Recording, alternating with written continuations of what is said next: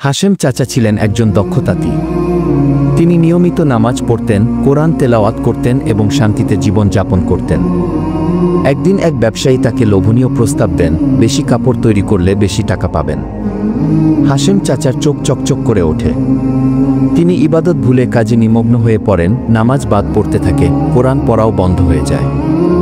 এক রাতে তিনি স্বপ্নে দেখেন তিনি পাহাড় থেকে পড়ে যাচ্ছেন।